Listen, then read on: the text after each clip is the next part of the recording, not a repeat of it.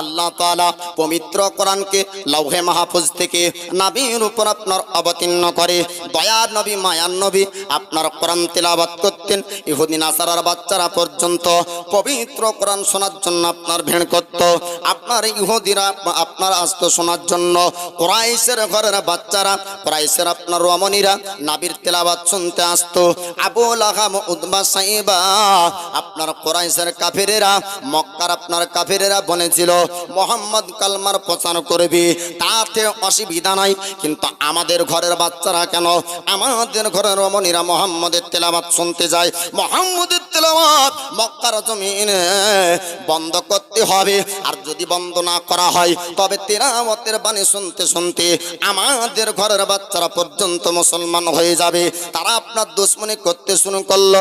তারা আপনার চিন্তা করলো এই বাণীকে বন্ধ করতে হবে। আর যদি বাণী বন্ধ না করা যায় তবে এই বাণীর প্রচারে আপনার পুরো মক্কাতে মুসলমান হয়ে যাবে। আলামিন মুহাম্মদ নতুন ধর্মের প্রচার করে। আল্লাহ পাক, আল্লাহ তাআলা নবী পাক আলাইহিস সালামকে বলেছিলেন, ওগো হাবিব, আপনাকে পৃথিবীর জমিনে আমি আল্লাহ কেন পাঠিয়েছি, আপনাকে কিসের জন্য মক্কার জমিন পাঠানো হয়েছে? আপনি কুরাইশের ঘর ঘর আপনি প্রচার করুন, মানুষকে কালমার দাওয়াত দেন, মানুষকে আপনি হেদায়েত দেন। আল্লাহ পাক বললেন, হাবিব, আমি আপনাকে পৃথিবীর জমিনে হেদায়েত দেওয়ার জন্য পাঠিয়েছি, মানুষের কল্যাণের জন্য। হাবিব গো, আপনাকে পৃথিবীতে পাঠিয়েছি, আপনি মানুষকে ভালো পথে নিয়ে আসবেন, সোজা রাস্তা আপনি দেখাবেন, সোজা রাস্তার উপর আপনি চালাবেন।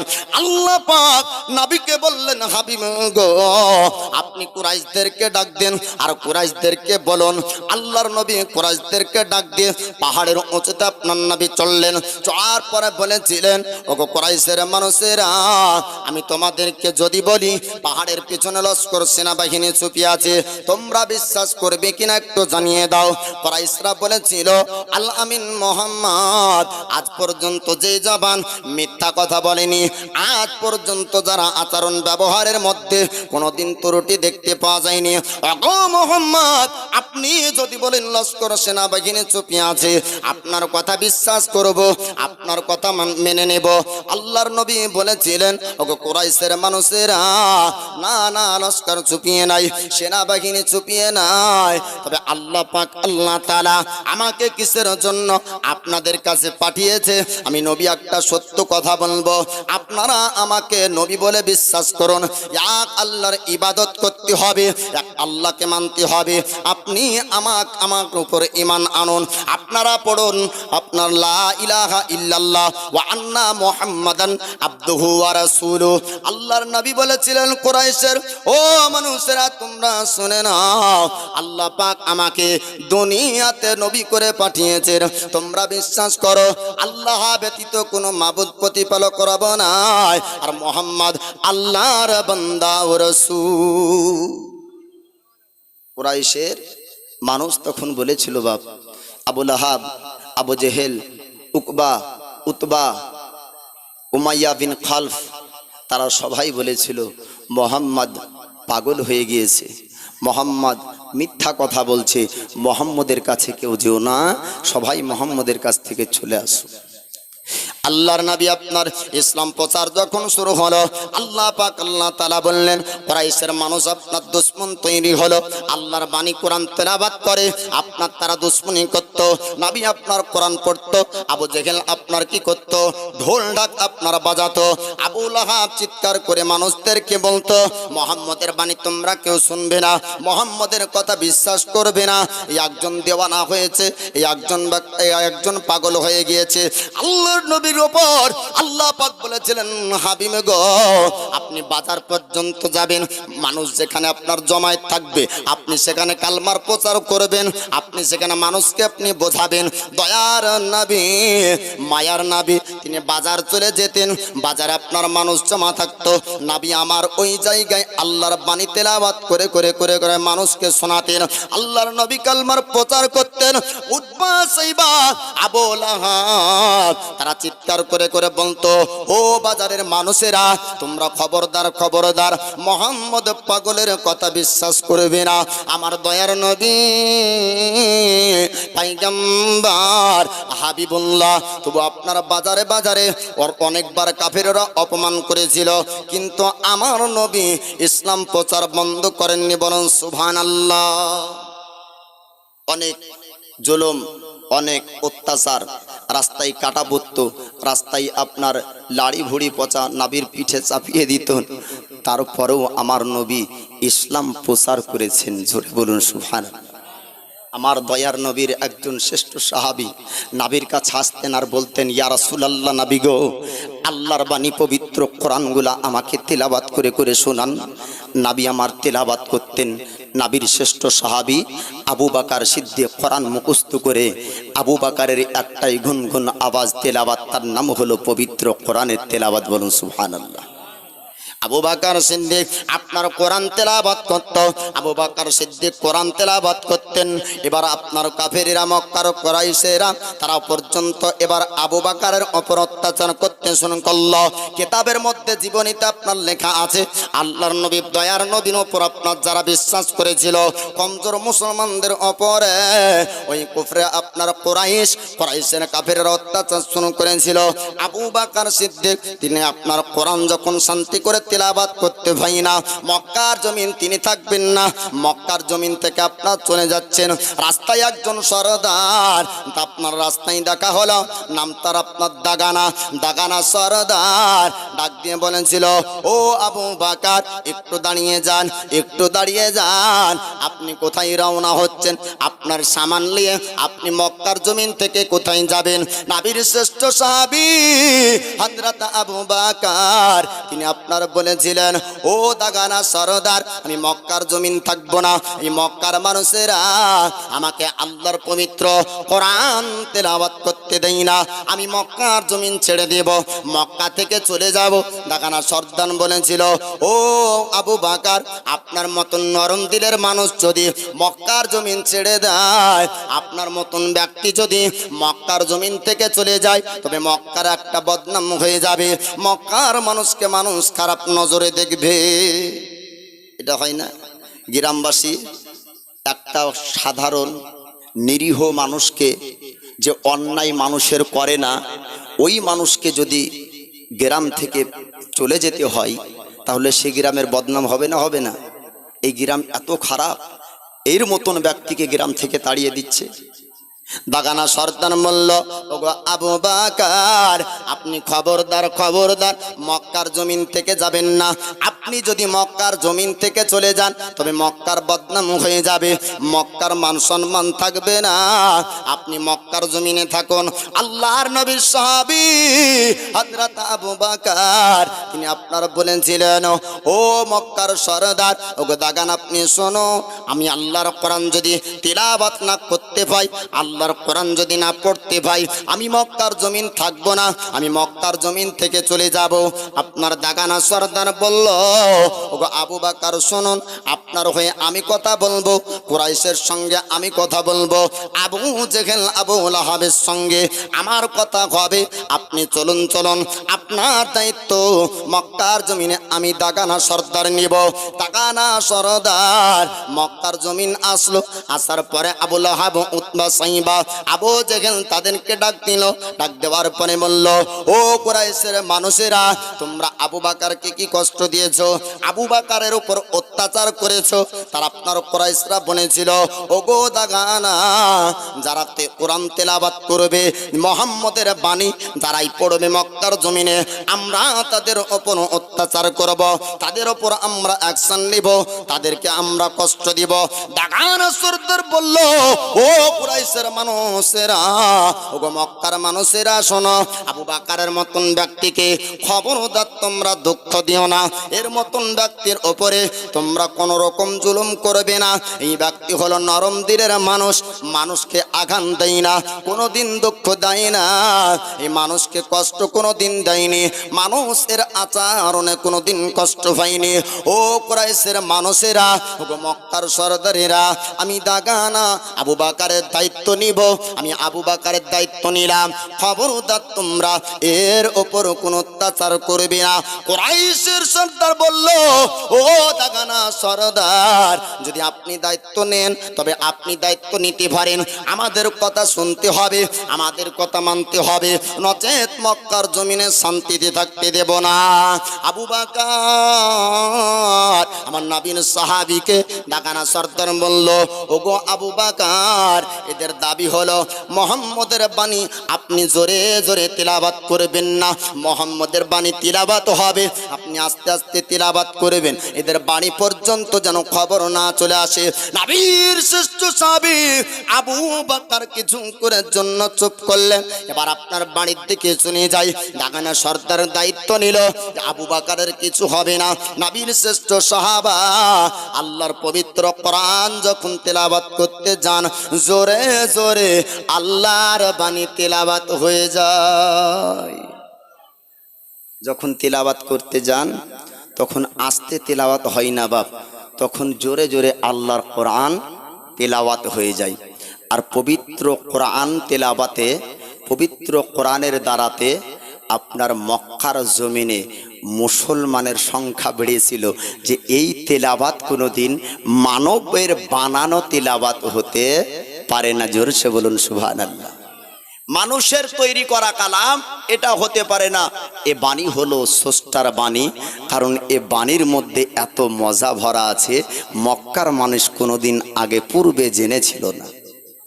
আবু বকর সিদ্দিক যখন আল্লাহর পবিত্র কোরআন আপনার তেলাওয়াত করতে যাবে, আল্লাহ বাণী তেলাওয়াত জোরে জোরে আওয়াজ, আপনার উঁচু আওয়াজে তেলাওয়াত হয়ে যায়। এবার কুরাইশের মানুষেরা, কুরাইশের রমণীরা, কুরাইশ ঘরের বাচ্চারা আপনার তেলাওয়াত শোনার জন্য আবু বকরের ঘরে আপনার ভিড় করলো। আবু বকরের ঘরের বাইরে আল্লাহর পবিত্র তেলাওয়াত তারা মনোযোগ সহকারে শোনে। অভিযোগ গেল, কুরাইশদেরকে ডাক বলল, সরদার আপনারা বলেছিলেন আবু বকর তেলাওয়াত করবে না, কিন্তু না না, আবু বকরের তেলাওয়াত তো বন্ধ হয়নি। আবু বকর যেমন তেলাওয়াত করত, আবু বকর তেমনই তেলাওয়াত করে। আবার ডাক দেওয়া হলো, ওগো দাগানা সরদার, আপনি যার দায়িত্ব নিয়েছেন ওই ব্যক্তি কোরআন তেলাওয়াত করে, আপনি একটু আসুন আসুন, আপনি যার দায়িত্ব নিয়েছেন তার সঙ্গে আবার কথা বলতে হবে। আবু বকর সিদ্দিককে আপনার ডাক দেওয়া হলো।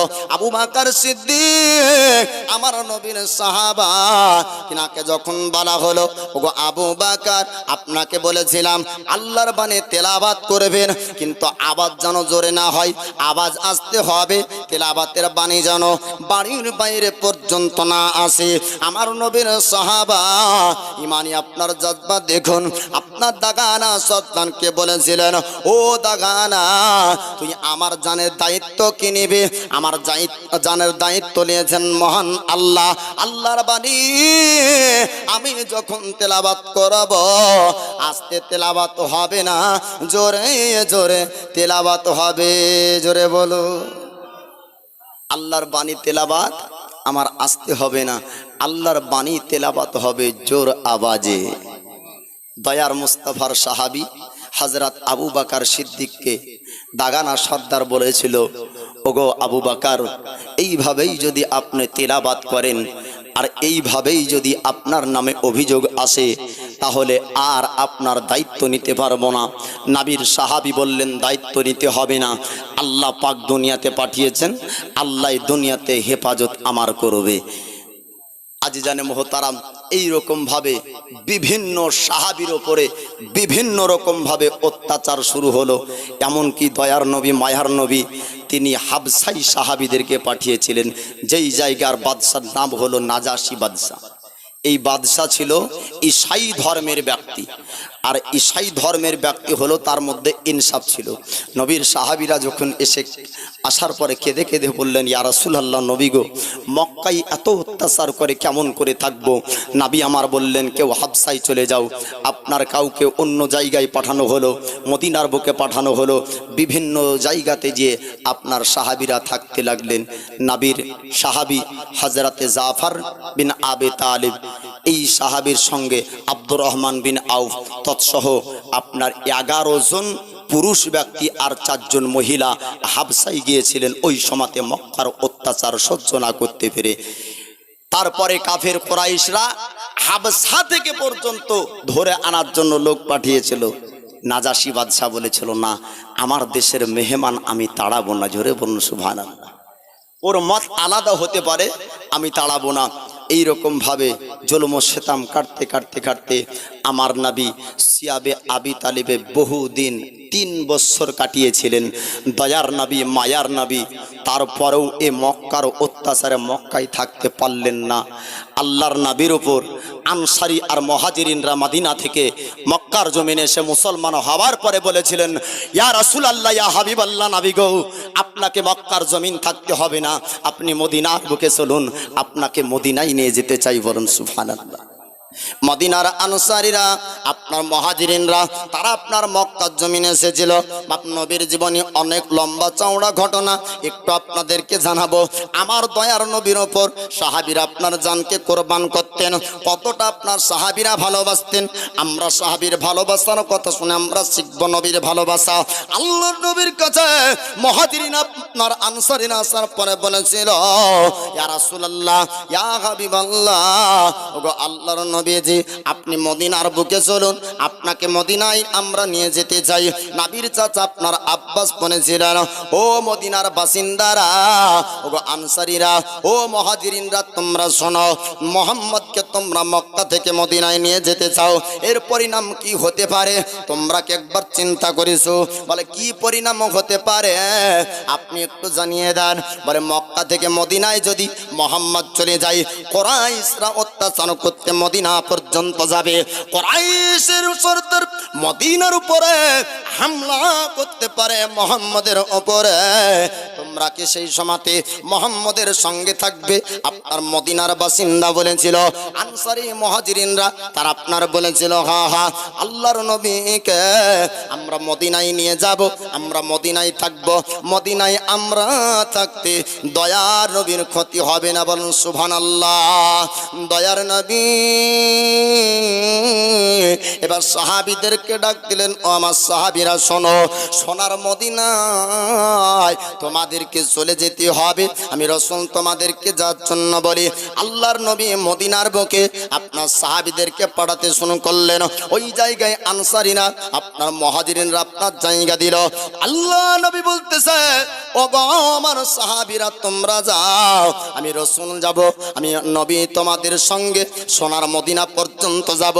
কিন্তু আল্লাহ পাক, আল্লাহ তাআলা যতক্ষণ পর্যন্ত আমার উপর হুকুম করবে না, আমি নবী অতক্ষণ পর্যন্ত যাব না। আমার নবী পাক বললেন, আবু বকর তুমি আমার সঙ্গে থেমে যাও, ওগো আলী তুমি আমার সঙ্গে থেমে যাও, পরবর্তীতে তোমরা সোনার মদিনা যাবে। ওগো মুসলমান, একটু এক ঝলক আপনাদেরকে হিজরতের ঘটনা শোনাবো। বাপ আমার দয়ার নবী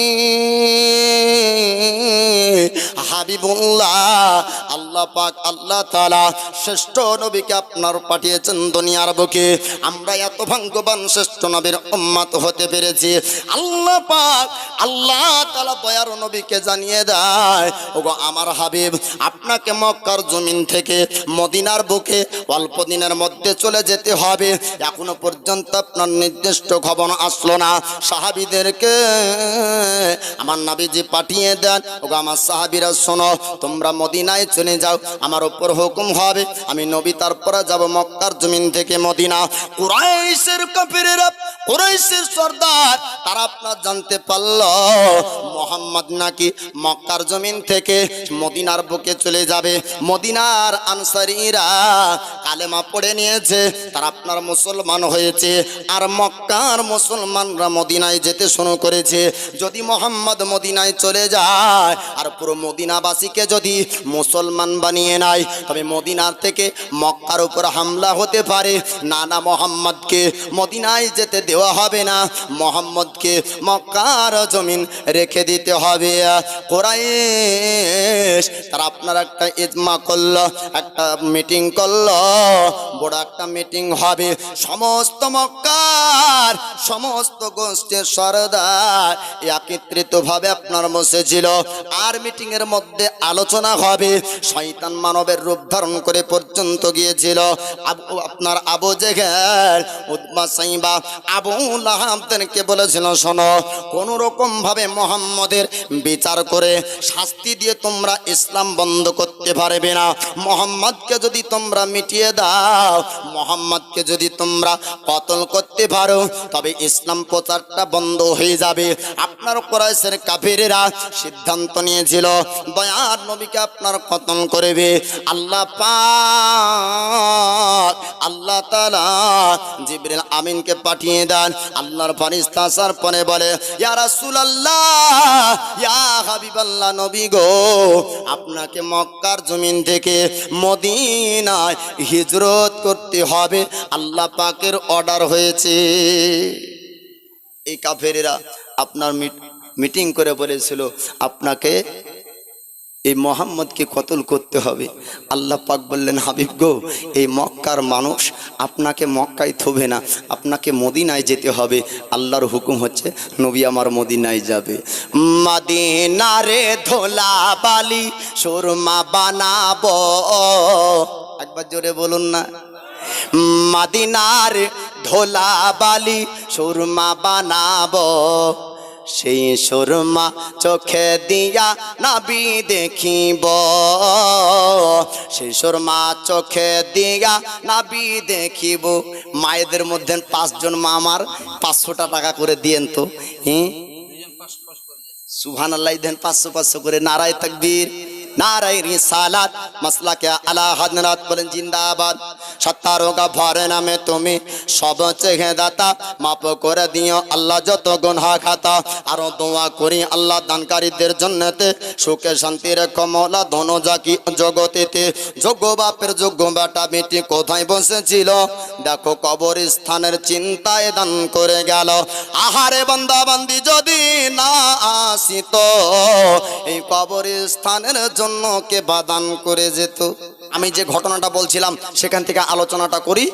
আর 2 জন বাপ আমার 500 টাকা করে দিবেন, একটু অন্তরে নিয়াত রাখুন। আমি ওয়াজ শোনাবো, আপনাদের ইচ্ছা হবে আপনারা একটু নিয়ে আসবেন এখানে। তো দয়ার নবী মায়ার নবী বলেন, ওগো আমার সাহাবী তোমরা মদিনায় যাও, আমার উপর হুকুম হবে আমি যাব। আল্লাহ পাক ফেরেশতা পাঠিয়ে দিলেন জিবরাইল আমিনকে, যাও হাবিবকে জানিয়ে দাও মক্কা থেকে মদিনা যেতে হবে। আল্লাহর নবী বললেন, এবার আমাকে মক্কা থেকে মদিনায় চলে যেতে হবে, মদিনায় আপনারা হিজরত করতে হবে। দয়ার পয়গম্বর তিনি আপনার মক্কা থেকে মদিনা যাবে। কাফেরেরা আপনার মিটিং করলো, মুহাম্মদকে মক্কাতে মারতে হবে। মুহাম্মদ যদি মক্কার জমিন থেকে মদিনার বুকে পৌঁছিয়ে যায়, মদিনায় যদি চলে যায়, পুরো মদিনাবাসী মুসলমান হয়ে যাবে, পুরো মদিনাবাসী কালমা পড়ে নেবে। আর মদিনার মানুষেরা যদি কালমা পড়ে মুসলমান হয়ে যায়, তারা হামলা করবে মক্কার উপরে, আর মক্কার উপরে তারা ভাঙচুর করবে। না না, মুহাম্মদকে মক্কার জমিন থেকে যেতে দেওয়া হবে না। আল্লাহ পাক আল্লাহ তাআলা জিবরিল আমিনকে জানিয়ে দেয়, ওগো জিবরিল আমিন শোনো শোনো, এই কথাগুলা পর্যন্ত আমার হাবিবকে তুমি জানিয়ে দাও। আল্লাহ পাক আল্লাহ তাআলা নবীকে আপনার অদৃশ্যর খবর জানার শক্তি পাওয়ার আল্লাহ দান করেছেন।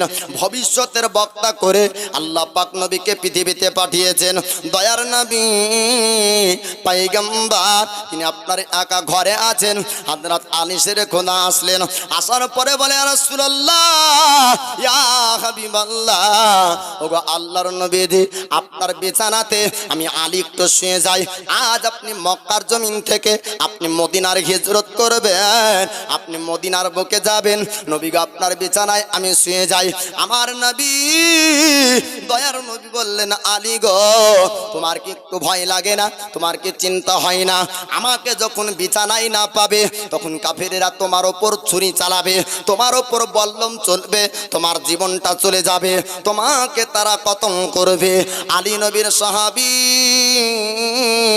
তিনি আপনার বলেছিলেন ইয়া রাসূলুল্লাহ ইয়া হাবিবাল্লাহ ইয়া নবী আল্লাহ ওগো আল্লাহর হাবিব আমার ওটা চিন্তা নাই আমার চিন্তা হলো দয়ার নবীর জন্য নিজের জানকে কোরবান করতে পারবো নবী আমার বললেন ওগো বলি চিন্তা করো না টেনশন করো না তোমার কিছু হবে না তোমার কোনো ক্ষতি হবে না আমার পরে তুমি সোনার মদিনায় পৌঁছে যাবে সোনো কুরাইশদের আমানতের মালগোলা কুরাইশদের হাতে জমা করবে তারপরে তুমি মদিনার বুকে পৌঁছে যাবে আল্লাহর নবী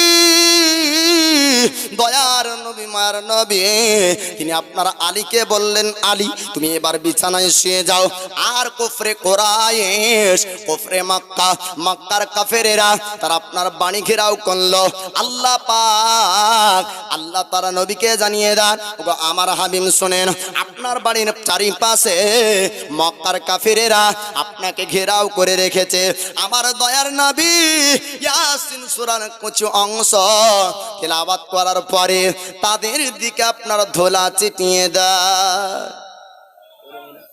আমরা যদি 7 বার ফুক মারি বাপ তারপরেও ডাকাত সেলিনা বিবি সেলিনা সুবহানাল্লাহ নারায়ে তাকবীর নারায়ে রিসালাত আল্লাহর প্যারা বান্দি সেলিনা বিবি 500 টাকার দাতা বলেন জিন্দাবাদ হাসিনা বিবি নারায়ে তাকবীর নারায়ে রিসালাত হাসিনা বিবি 500 টাকার দাতা বলেন জিন্দাবাদ সত্তার গফর নামে তুমি সব চেখে দাতা মাফ করে দিও আল্লাহ তার জীবনের গুনাহ খাতা যোগ্য বাপের যোগ্য বিটি দেখো কোথায় বসেছিল কবরস্থানের জন্য 500 টাকা দান করে গেল যে আশাতে যে নিয়াতে করে গেল দান দানকে কবুল করো পাক সুবহানাল্লাহুম আমিন আর কি আছে সুবহানাল্লাহ এই দেখেন এরকম ভাবে দিতে থাকবেন আর আপনারা ওয়াজ শুনতে থাকবেন বাপ তো দয়ার নবী মায়ার নবী ইয়াসিন সূরার কিছু অংশ তেলাওয়াত করে আপনার ছিটিয়ে দিলেন আর কাফেরদের চোখ বন্ধ হয়ে গেল অন্ধকার নবীকে আর দেখতে পাই না জোরে বলুন সুবহানাল্লাহ আবার নবী আল্লাহ পাকের হাবিব আপনার ঘর থেকে বের হলেন আবু বকর নবীর শ্রেষ্ঠ সাহাবীর কাছে আমার নবী পাক জান দরওয়াজায় একটু আওয়াজ দেওয়া হলো নবীর সাহাবা আবু বকর সঙ্গে সঙ্গে জেগে যান সঙ্গে সঙ্গে সাড়া দেয় ইয়া রাসূলুল্লাহ ইয়া হাবিবাল্লাহ নবী গো আপনাকে আর ডাকতে হবে না আপনাকে আর চিৎকার করতে হবে না নবী বলেন আবু বকর এত গভীর রাতে তুমি কেমন করে জেগে যাও কেমন করে তুমি উঠতে পারো আবু বকর বললেন ইয়া রাসূলুল্লাহ ইয়া হাবিবাল্লাহ ওগো আল্লাহর নবীজি আপনি বলেছিলেন আমি অল্প দিনে মক্কার জমিন থেকে মদিনার বুকে হিজরত করব আমি মদিনায় চলে যাব আর সঙ্গে থাকবে আবু বকর আবু বকরকে সঙ্গে নিয়ে যাব ইয়া রাসূলুল্লাহ ইয়া হাবিবাল্লাহ ওগো আল্লাহর নবীজি আমি সেই দিন থেকে কোনোদিন রাত্রি বেলায় ঘুমাইনি আল্লাহ নবী বলতেছে আবু বকর আর দেরি না এবার চলে যেতে হবে মক্কার জমিন থেকে মদিনায় রওনা হতে হবে মক্কার কুরাইশেরা মক্কার কাফেরেরা আমার বাড়ি পর্যন্ত হামলা করেছিল আবু বকর বলেন ইয়া রাসূলুল্লাহ ইয়া হাবিবাল্লাহ নবী গো পায়ে হেঁটে মক্কা থেকে মদিনায় যাওয়া সম্ভব হবে না নবী আমার বাড়িতে দুটো উটনি আছে আপনি একটাতে চাপবেন আমি আবু বকর একটাতে চাপবো। আমার নবী পাক বলেছিলেন, আবু বকর তুমি কত টাকা তার দাম নিবে একটু জানিয়ে দাও। আবু বকর বলেন, নবী গো, আপনার পদতলে আমার মা বাপকে কোরবান করে দিব। ইয়া রাসূলুল্লাহ, জীবনের যত ধন সম্পদ আপনার পদতলে নিয়ে এনে ঢেলে দিব। নবী গো, আপনাকে কোনো দাম দিতে হবে না, আপনাকে পয়সা দিতে হবে না। আমার নবীর সাহাবা আবু বকর যখন এ কথা বললেন, আমার রাসূল পাক বলেন, আবু বকর শুনে নাও, আমি কারো সাদকার মাল আমি নবী খাই না, আমাকে তোমাকে দান করতে হবে না, আমি তোমার দান নেব না, তুমি একটু দাম লাগিয়ে দাও, তার কিমাত লাগিয়ে দাও, আমি রাসূল তোমার কাছ থেকে কিনতে চাই। সুবহানাল্লাহ। এই দেখেন বেওয়া স্বামীর জন্য নাকি আল্লাহ, স্বামীর দেখেন একটু কথা হলো যে স্বামীর পায়ের তলে স্ত্রীর জান্নাত। স্ত্রী মনে মনে চিন্তা করলো, স্বামী আমার জন্য কি না করেছে, হ্যাঁ বাজার থেকে কত কিনা এনেছে, আজ স্বামী কবরে থাকবে, আমি দুনিয়াতে দুটো টাকা হলো ইনকাম করেছি বা কোথাও থেকে পেয়েছি, স্বামী কবর আছে, তো স্বামীর মহাব্বতে স্ত্রী 500 টাকার দাতা। নারায়ে তাকবীর, নারায়ে রিসালাত, মাসলাকে আলা হযরত, 500 টাকার দাতা বলেন জিন্দাবাদ। আমার নবী, দয়ার নবী বলছেন, আবু বকর তোমার উটনির দাম লাগাও, আমি কিনে নেব। এবার যে যা দিবেন মা আমার এখানে নামটা লিখে দেবেন। হিজরতের ঘটনাটা বুরাইদা আসলামের ঝান্ডা পর্যন্ত নিয়ে যাই, তারপরে আপনাদেরকে যা একটু আবেদন করব, তাই না? একটু মন ভরে শুনেন। আল্লাহর নবী বললেন, আবু বকর তোমার উটনির দাম লাগিয়ে দাও, আমি রাসূল তোমার কাছে কিনবো, আমি নবী তোমার কাছে কিনবো। আবু বকর সিদ্দিক তিনি আপনার একটা দাম লাগালেন। আল্লাহর নবী আবু বকরকে বলেন, আবু বকর আমি একটু শেষবারের মতন কাবা তওয়াফ করতে চাই, আল্লাহর পবিত্র ঘরকে আমি একটু তওয়াফ করতে চাই। আমার রাসূলুল্লাহ কাবার কাছে গেলেন, কাবার আপনার জিয়ারত করেন, কাবার তওয়াফ করতে করতে কাবাকে জড়িয়ে ধরে আমার নবী পাক বলেছিলেন, ওরে কাবা আমার মন তো চাই না তোর কাছ থেকে আমি মদিনায় চলে যাব, কিন্তু পরিস্থিতি আমাকে রাখতে দেয় না। ওরে কাবা আমার মন চেয়েছিল আমি তোর কাছে সব সময় থাকবো, কিন্তু না না, আমাকে আমার পরিস্থিতি থাকতে দিল না। শেষবারের মতন জিয়ারত করে দয়ার নবী আপনার চললেন আবু বকরকে সঙ্গে নিয়ে। আপনার যেতে যেতে যেতে যেতে আমার রাসূল বলেন, আল্লাহর হাবিব বলেন, ওগো আবু বকর অনেকটা রাস্তা পার হয়ে এসেছি, একটু দাঁড়িয়ে যাও, একটু দাঁড়িয়ে যাও, আমাকে আরাম করতে হবে। একটা জায়গাতে আরাম করার জন্য আমার নবী পাক দাঁড়ালেন, থামলেন। ওই জায়গাটা আপনার গারে সুর, গারে সুরে আপনার পাহাড়ের গর্তের মধ্যে আমার নবী পাক আরাম করবেন। আল্লাহর নবী হাবিবুল্লাহ তিনি আপনার বললেন, আবু বকর একটু গর্তটা পরিষ্কার করে দাও, আমি নবী একটু আরাম করব, আমি একটু বিশ্রাম নিব। আবু বকর নবীর সাহাবা, তিনি আপনার গারে সুরের গর্তের মধ্যে ঢুকলেন। সমস্ত জায়গা পরিষ্কার হলো, অনেকটা আপনার গর্ত ছিল, গর্তগুলা নিজের জামাকে আপনার ছিঁড়ে ছিঁড়ে ফেড়ে ফেড়ে ওই গর্তগুলা নবীর মহব্বতে বুঝিয়ে দেয়।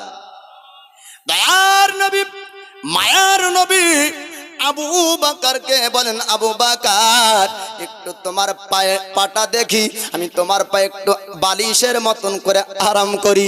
আমার নবীর সাহাবা আবু বকর আপনার এক পায়ে জাং দিলেন, আমার রহমতের নবী মাথা লাগিয়ে দেয়।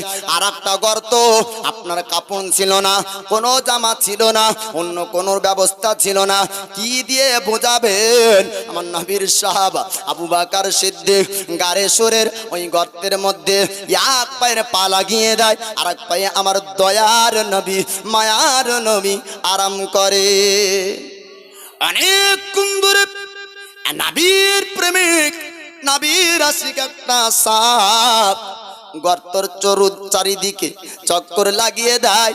নবীকে দেখার জন্য জায়গা যখন পেল না, ওই সাপটা চিন্তায় পড়ে গেল, আজকে নবী যাবে মক্কার জমিন থেকে মদিনায়, এক নয় দুই নয়, আমি 1000 বছর কাটিয়ে দিলাম, আমি অনেকটা দিন সময় আপনার কাটিয়ে দিলাম।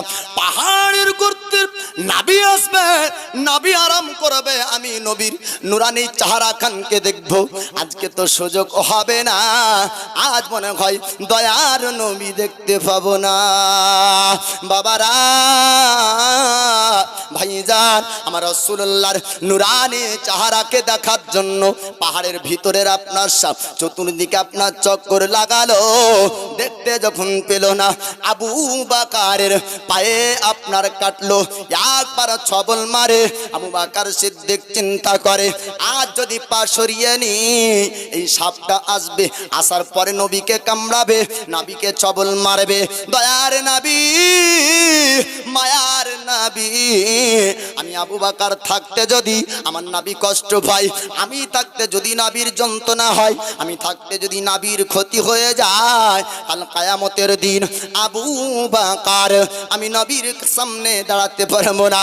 আবু বকর চিন্তায় পড়ে যায়, আপনার সরালেন না, একবার নয় দুইবার নয় বাবা, কিতাবের মধ্যে বলা হয়েছে কমবেশ আপনার ৭৭ বার থেকে কিছু কম বেশি আপনার দর্শন করে, ছবল মারে। আবু বকর সিদ্দিক আর আপনার বিষের আসার যখন শরীরের মধ্যে হলো, চোখ দিয়ে পানি ঝরে যায়। আমার নবী পাকের চেহারা মোবারকে আপনার যখন পানি পড়লো, আমার নবী পাক বলেন, আবু বকর কি হয়েছে একটু জানিয়ে দাও, তোমার চোখ দিয়ে কেন পানি ঝরে, তুমি কেন কান্না করো? আবু বকর নবীর সাহাবী বলে, ইয়া রাসূলুল্লাহ, ইয়া হাবিবাল্লাহ, নবী গো, আমি তো কাঁদতে চাইনি, আপনার ঘুমের আঘাত করতে চাইনি, আপনার ঘুম ভাঙাতে চাইনি। ইয়া রাসূলুল্লাহ, ইয়া হাবিবাল্লাহ, ওগো আল্লাহর নবীজি, আমার পরিস্থিতি আপনার আরামকে ভাঙিয়ে দিয়েছে। ইয়া রাসূলুল্লাহ, নবী গো, ইচ্ছাকৃত চাইনি আপনার আরাম ভেঙে যাক। নবী, আমার পরিস্থিতি আপনার আরামকে ভাঙিয়ে দিয়েছে। বলে কিসের জন্য? বলে, ইয়া রাসূলুল্লাহ, ইয়া হাবিবাল্লাহ, নবী গো, আমাকে একটা সাপে একবার নয় দুইবার নয় কমবেশ ৭৭ বার এক জায়গাতে যখন আমাকে ছবল মারলো, নবী গো, বিষের আসার যখন শরীরের মধ্যে হলো, ইয়া রাসূলুল্লাহ, ইয়া হাবিবাল্লাহ, ওগো আল্লাহর নবীজি, আমি যখন সহ্য করতে পারলাম না, আমার চোখ দিয়ে পানি ঝরতে লাগলো, আর ওই চোখের পানি আপনার চেহারা মোবারকে পড়েছে। ইয়া রাসূলুল্লাহ, আপনার আরামটা ভেঙে গেল। আমার দয়ার নবী, মায়ার নবী বলেন, আবু বকর চিন্তা করো না, আবু বকর টেনশন করো না, তোমার দুশমন তোমাকে ছবল মারেনি, তোমার একজন বন্ধু তোমাকে ছবল মেরেছে।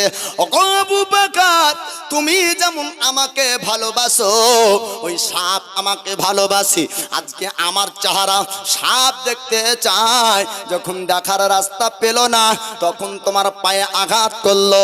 ওগো আবু বকর, একটু পাটা দেখিয়ে দাও, একটু জায়গা দেখিয়ে দাও, আমি নবী তোমার বিষ পানি করে দিই।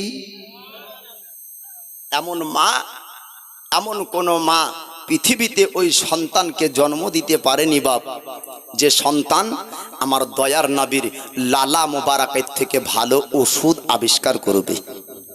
আমার দয়ার নবী, মায়ার নবী আবু বকর সিদ্দিকের ওই পায়ে লালা মোবারক লাগিয়ে দিলেন, তো বিষ সঙ্গে সঙ্গে পানি হয়ে গেল। জোরে বলুন সুবহানাল্লাহ। নবী আমার গারে সুরে কতদিন ছিলেন? কিতাবের মধ্যে বলা হয়েছে 3 দিন। কয়দিন? 3 দিন ওই গর্তর মধ্যে ছিলেন, মক্কা থেকে মদিনা যাবার রাস্তায়। বাপ ওই জায়গাতে হযরত আবু বকর সিদ্দিকের ছেলে কিভাবে আপনার খাবার নিয়ে গিয়ে আমার দয়ার নবীকে দিতেন একটু শোনাবো। দরুদ শরীফ একটু মহব্বতের সহিত পড়ুন বাপ। আল্লাহুম্মা সাল্লি আলা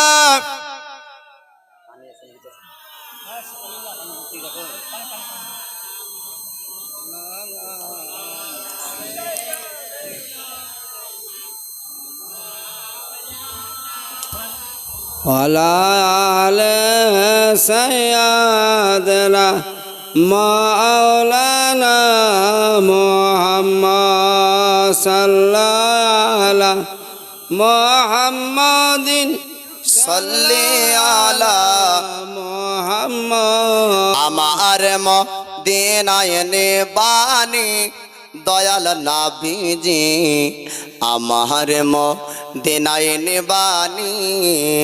জোরে বলুন সুবহানাল্লাহ। মদিনায় কে কে যেতে চান একবার হাত উঠে বলুন ইয়া রাসূলুল্লাহ। তাহলে হাত তুলতে যে কাপ ফেলিয়েন না বাপ, আরামসে আপনারা চাটা খান আর আমি নাতটা পড়ি, তারপরে ওয়াজ করব, শুনতে ভালো লাগবে। নাহলে এদিকে চায়ে চুমুক দিবেন না ওয়াজ শুনবেন। হ্যাঁ, আমার মদিনায় নিবানি দয়ার নাবিজি আমার মদিনায় নিবানি। নাবিজি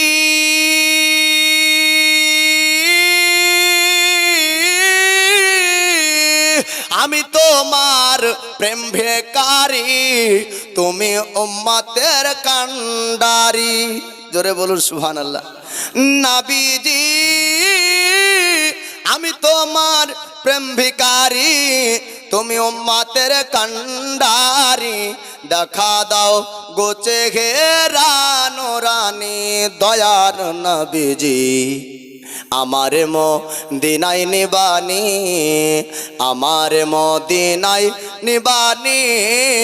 ও দয়ার নবীজি আমার মদিনায় নিবানি।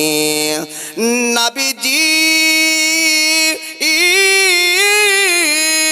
আমার পাগল বানায়া মদিনায় আছো ঘুমায়া। নবীজি আমারে পাগল বানাইয়া মদিনায় আছো জাগিয়া। তোমায় খোঁজে আমার চোখের পানি দয়ার নবীজি আমার মদিনায় নিবানি। তুমি আমার মদিনায়